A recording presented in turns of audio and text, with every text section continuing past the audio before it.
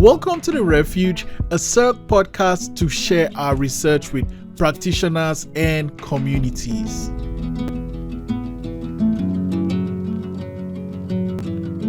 I'm your host, Israel Ekanem, and my guests today are Michael Ungar, the Scientific Director of CYRRC, Nabiha Atallah, Advisor Strategic Initiatives at the Immigrant Services Association of Nova Scotia, ISANS, and Simone Chia-Kangata, Project Manager at CYRRC. Thanks for coming on the show today. Real pleasure. Thanks. So, Mike, I'm going to start right with you. What is CYRRC and how did it come about? Well, if I can take people back to the fall of 2015, you remember that Canadians as a whole were really deeply moved by what we were seeing about happening to the Syrian refugees. And at that time, the Canadian government committed to bringing in very quickly 26,000 refugees, which they actually brought in. And the thing that most people forget was that about 58% of them were under the age of 25. So they were young people. And that was really the catalyst for thinking about, as a whole academic community, coast to coast to coast, we began to think about how could we basically help make sure that this transition into Canada was successful.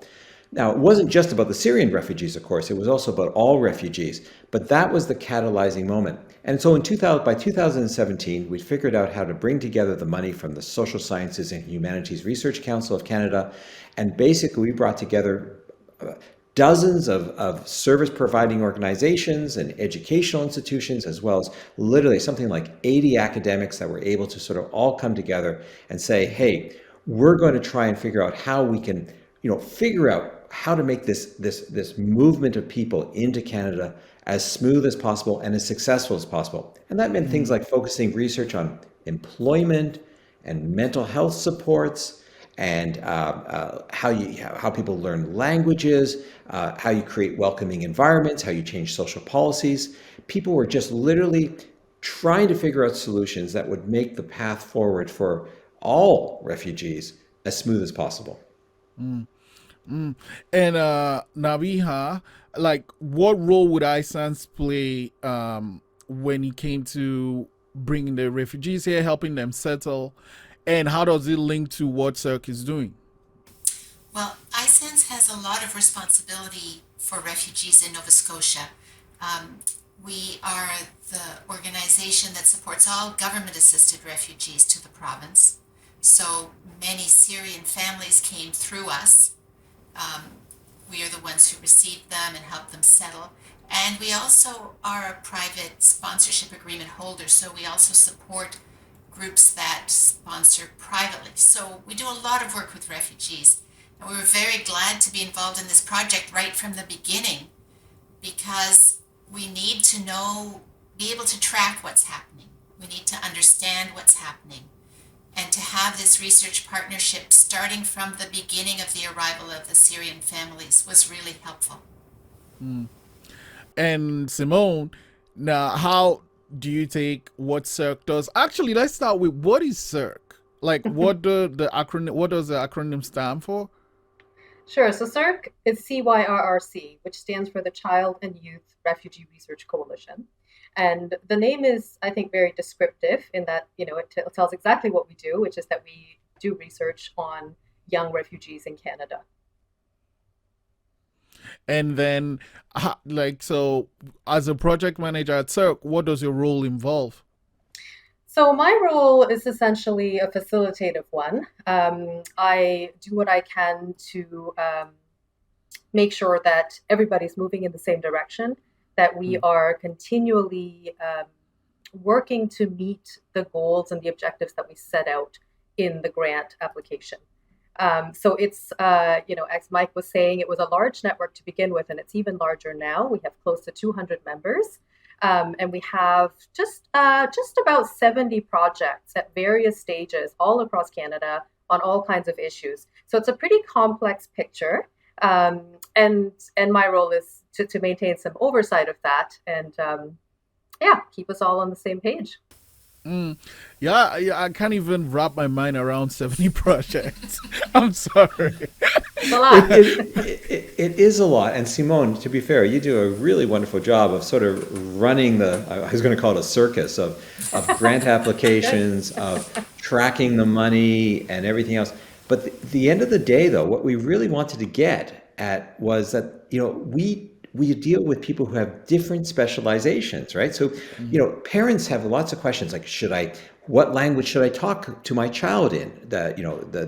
My adopted language of the community I'm in, or should I bring my heritage language into the home? The parents have real questions about stuff like that. People have questions about, which social policy in terms of family reunification or economic development is best for particular refugee individuals, children.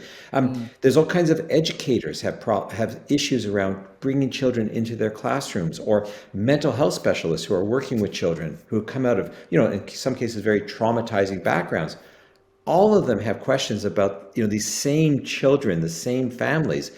And what we tried to do was create a hub so that people's projects kind of leak over to different topics. And the idea is, of course, we're not just trying to say this is one narrow dimension of an individual, but let's face it, people's lives are complex. And that, Simone, hats off to you to, we can keep 70 projects kind of thinking about and growing. But this is very much like Nabiha, ISANS just doesn't deal with people in isolation. It's a very much a holistic model of thinking about people are complex, our lives are complex, and that's really maybe how we should also do the research.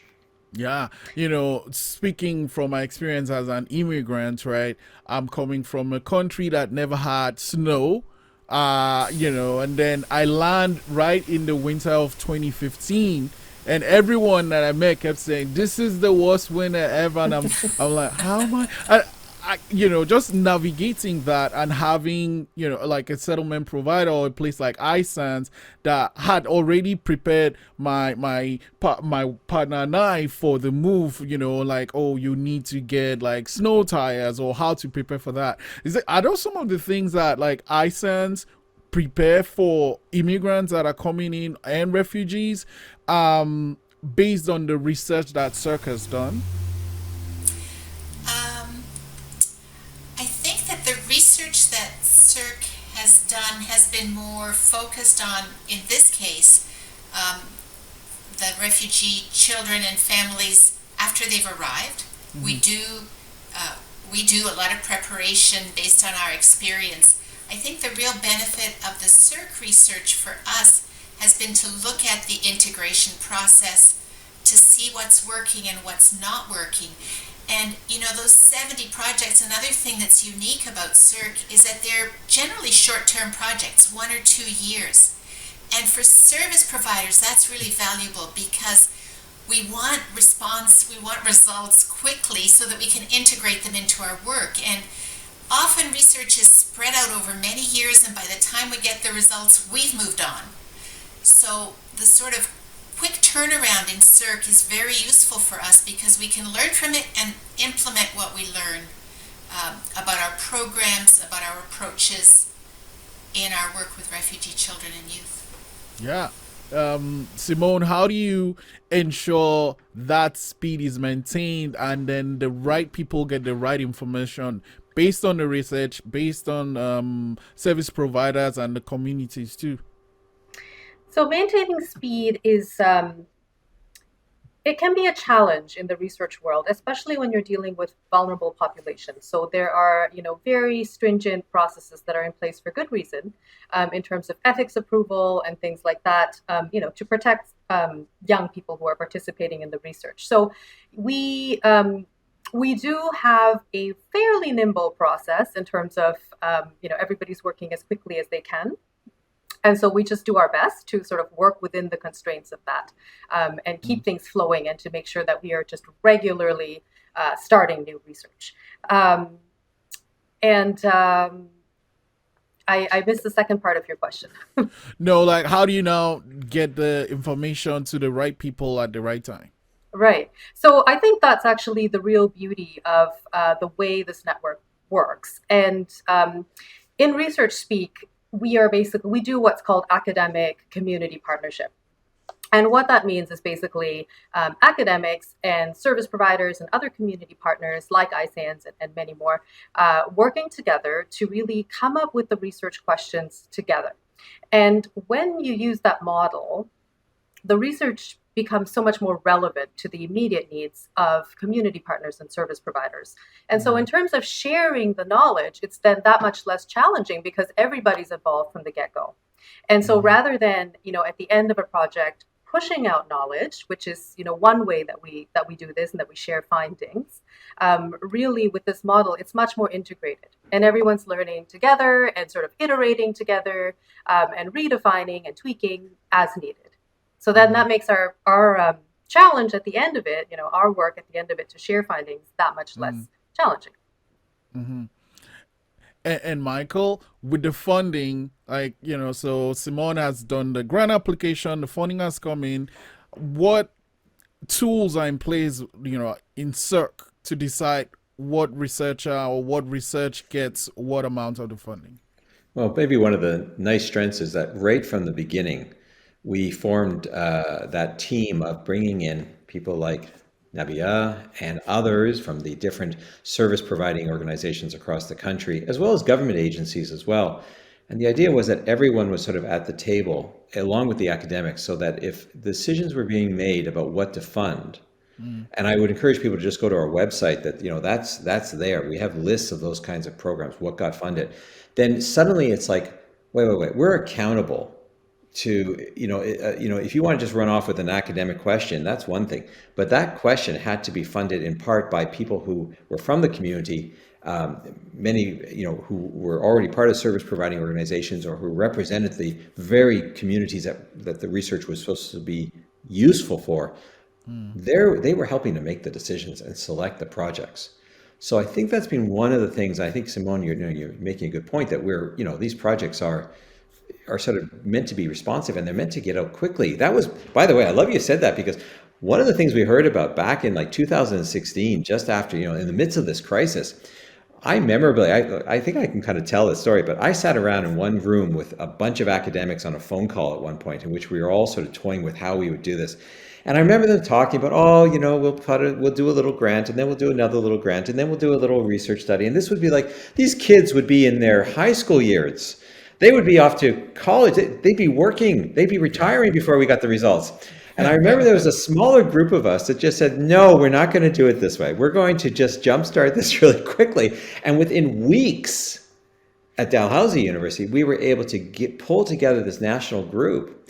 And everyone just came to the table willing to collaborate and be very nimble. And it was that kind of emphasis, I think, that allowed us to really be, I think, somewhat useful to the communities of refugees that are actually, finding their way, thankfully, to Canada.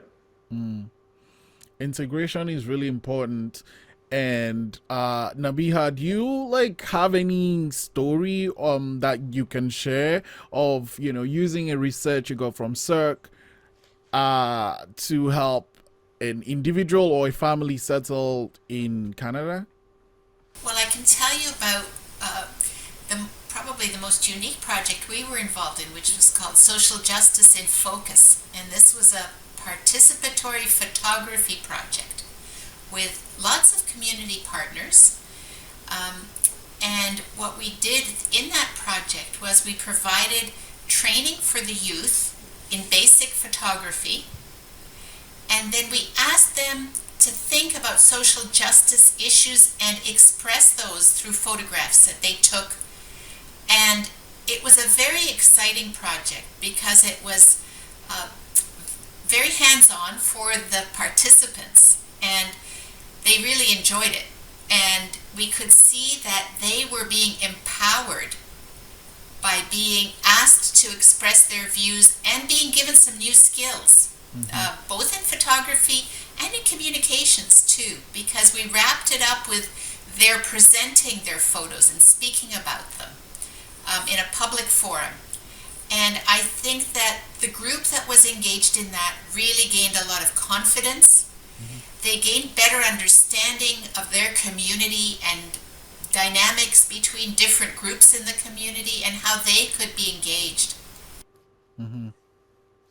That is a wonderful thing. And it leads me to think though, something just came to mind, Simone, and um so we have like CYRRC, we have researchers, we have academics, we have community partners, we have government. Like we have this potpourri of very different people that speak in very different languages. Even though they might have some similarities, how does CYRRC make it all work? Um, I'm not sure that at this level we make it work. I think the making it work really happens at the project level. And people, Mike alluded to this earlier, there was just so much goodwill to come together around this issue and to produce relevant research and timely research and research that's going to make a tangible difference, a real difference in how policies and programs are developed. And with all that goodwill and all the expertise and experience that community partners and academics bring to the table, it's just been actually, wonderful to watch. And so we're not doing a lot of that. It's just happening. That is great to know. One thing that I think of is 2015 happened, but there are ripple effects that are happening years and years after. Like how, Michael, do you apply lessons you've learned to new research that's starting, in the present time? That's a great question. I think what we're doing is, of course, as we go through a round, so people can opt to start new research projects for each of the 5 years of the project. And so what we see is that, as projects have started, in some cases, we've continued the same research project for multiple years, doing it in phases. And then sometimes new questions have simply become relevant as people have hit stress points in the community. Young people have identified priorities nationally. New data has come out. Suddenly a group comes to us and says, we really want to understand how people have done, say, secondary migration. That phenomenon of people come into the country, they land somewhere, initially, and then they make that second jump to another community. So there's been research on trying to understand some of those patterns.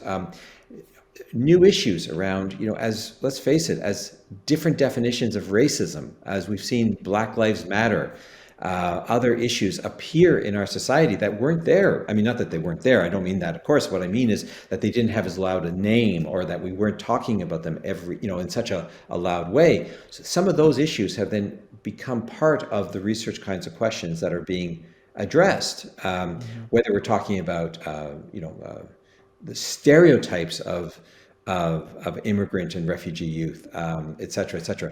Each of those issues, as they've arisen, I'm hoping that our research program has changed so that we're actually relevant. Because let's face it, what was started in 2015, those initial questions, other questions have come up as we're in the next wave of people settling into Canada with different needs, both at the school level as well as in their own individual families. Yeah. If I could actually, I just add to that, I think last year we actually funded a group of projects that are specifically looking at the impacts of the COVID. And as Michael was speaking, it's just such a perfect example of how, with this nimble sort of, responsive model of research, you are constantly responding to what's happening in the world around you. And obviously COVID has had a huge impact on all of us, but it's had an impact on young refugees and their families in different ways, in unique ways. And so that's sort of a great example of how we've, pivoted fairly quickly to look at something that's very current. Yeah, no, it's great you mentioned that, because that was going to be my next question. For Nabiha, essentially, so one of the things that last year pretty much changed the entire world, was anything from you've learned, ISANS as a whole has learned, based on CYRRC's research, that helped ISANS quickly adapt to what happened with COVID and evolve and change maybe how the provided services, going online, things like this? Well, in fact, it's interesting you say that, because we have a project that we are wrapping up right now, which is a look at how ISANS as an organization responded to COVID. And so the team that's working on that project has reviewed everything we've done as an organization to help us to assess what worked very well, what we could have done better, and to get a sense of what are the best practices for being responsive in an unexpected situation. So it's a little bit of a more indirect project that focuses on the organization's capacity to respond. But already, although it's not quite complete, we can see some findings coming out of that that will be really helpful for us going forward as an organization. Yeah, I'm learning so much, and but that's the thing about learning something that is interesting, something that makes you want to learn more. It's like there's never really enough time. But fortunately, we have more episodes coming up. So I'm gonna ask you all this one question. I'm gonna go from Simone to Nabiha now, and with Michael. Why should people listen to the Refuge, and what do you hope to gain from listening to this podcast? Well, we're just getting started, so I certainly hope they will continue to listen. With 70 projects, one of the, really, I think the coolest things about all this that's starting to happen is that we've got, a large number of projects from coast to coast to coast, from all different types of community partners and academic areas of focus. So we are looking at the big picture, how it all fits together: mental health, education, economic integration, how that all comes together. And so as we work through these next few episodes of our podcast, we're going to be digging deeper into each of those issues. And, as you said, there's so much to learn. There's so much to share. We're really excited to share it. So hopefully people will be excited to hear it. Thanks. Nabiha? I think all through the project, CYRRC has placed a lot of emphasis on sharing the information, sharing the results of the research, which is wonderful for us as service providers, where we've had the experience in the past of reports being shelved or being so long and complex that we couldn't really understand how to use them and apply them. And I think that this very practical approach of CYRRC, I hope, can be an inspiration to all sorts of partners to see how we can work together and communicate the findings of research in really practical ways that can be implemented, so that it's not just an academic exercise, but a real collaboration that leads to change. Michael? That's exactly how what a great description. Exactly. That's what it's about. Think of it as a big buffet dinner, and hopefully people can sort of select. There's going to be some items in this really big buffet of ideas and research products and stuff that maybe is going to speak to people's experiences in different places, whether it's in a school or a family or a community. That's what we're actually aiming for. Wow. Michael, Simone, Nabiha, thank you so much for giving me your time. It'll be nice to have you back to get in depth on some of the topics you talked about today. But thanks you so much for coming and speaking on the Refuge. Thank you. All the best. Thanks. Take care.